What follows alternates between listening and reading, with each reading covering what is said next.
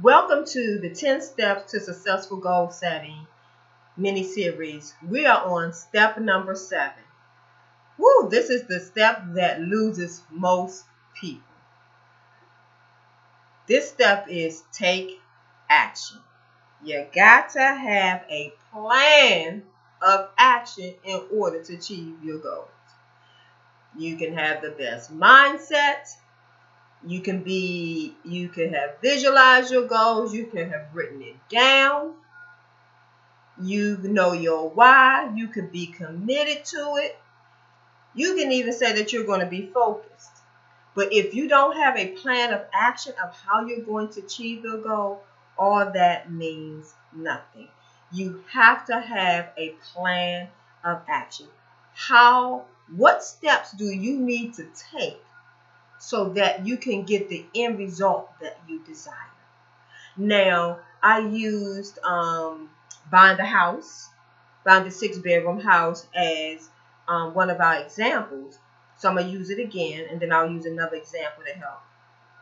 We already know the goal is to buy a 6-bedroom house by whatever date it is. But you have to have a plan of action, kind of like a to-do list of all the things that you need to do to get you to that end result. So if we think about buying a house, what are some of the steps that you can think about that you would need to take in order to do it? For me, the first thing I would be looking at is, am I in a financial situation and ready to purchase a house? Because if I'm not, then I need to first start working on those things. Like, what is my current credit score? What is my debt ratio? Do I need to pay down some bills before I go and buy the house? What is it that I need to do? Then if you are ready financially, you need to find a realtor. Then you got to find a realtor that you like. And then you and the realtor have to go look at the house. And you have to go look at different houses. There are some steps that you need to take. You might need to sell your house. Your house might sell before your house. If you're getting a new construction built, your house might sell before your house is finished being built.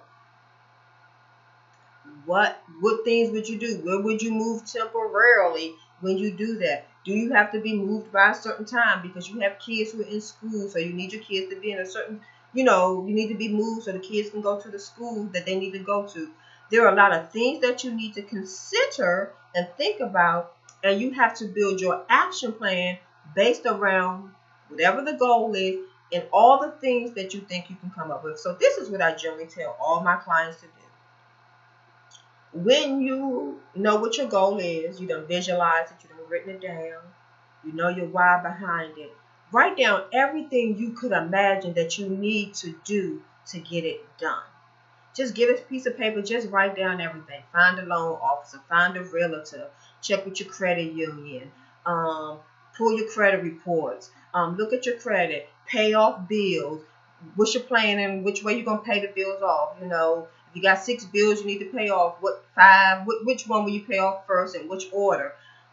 Make your list of all the things that you need to do. Then once you make that list, you can create your to-do list. This is a lifesaver to me.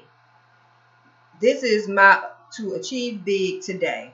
I write down everything that I need to accomplish. And I go through these pads probably, I don't know, 1 or 2 per week, sometimes depending on what I got going on, what I'm working on.